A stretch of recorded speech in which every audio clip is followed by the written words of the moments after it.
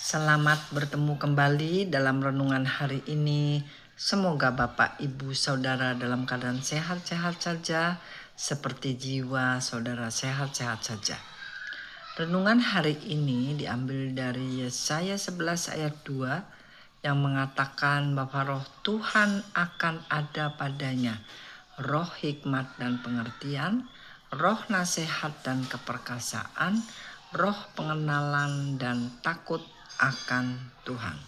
Saudara, ketujuh roh Tuhan sudah berada pada Tuhan Yesus. Juga berada pada kita yang menjadi pengikut-pengikutnya atau murid-muridnya atau saudara-saudaranya. Hikmat untuk mengetahui pikiran Kristus, sehingga hikmat yang ada pada Kristus juga ada pada kita.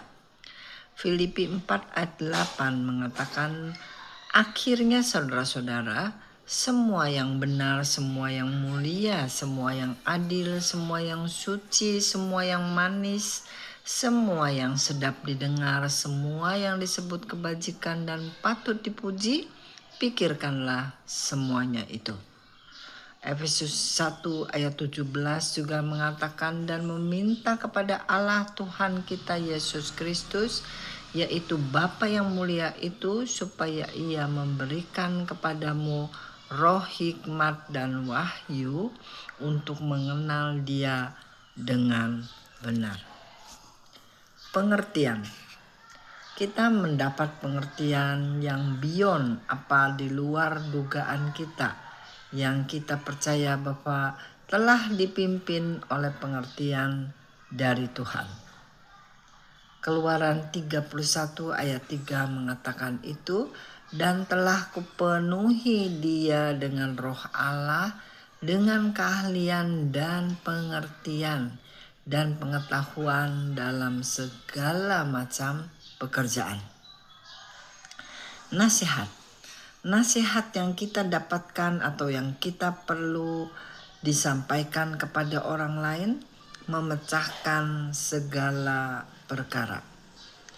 Amsal 8 ayat 14 mengatakan itu, padaku ada nasihat dan pertimbangan, akulah pengertian, padakulah kekuatan. Filipi 2 ayat 1 juga mengatakan, jadi karena di dalam Kristus ada nasihat, ada penghiburan kasih, ada persekutuan roh, ada kasih mesra, dan belas kasihan. Keperkasaan. Kita bisa mempunyai iman yang besar dari Tuhan Yesus sehingga tidak takut apapun juga, karena kita tahu bahwa roh yang ada di dalam kita lebih besar dari apapun juga yang di sekitar kita.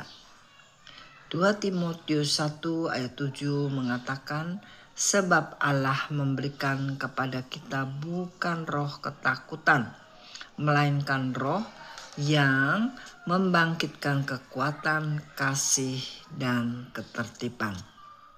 Pengenalan akan Tuhan. Sepanjang hidup ini kita diikuti dengan pengenalan akan Tuhan yang akan menambah kasih karunia dan damai sejahtera kita.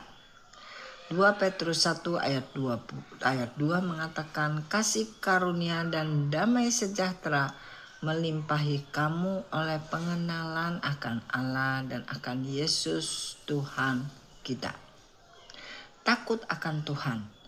Takut atau respect akan Tuhan yang omnipresent itu merupakan awal dari hikmat yang kita miliki.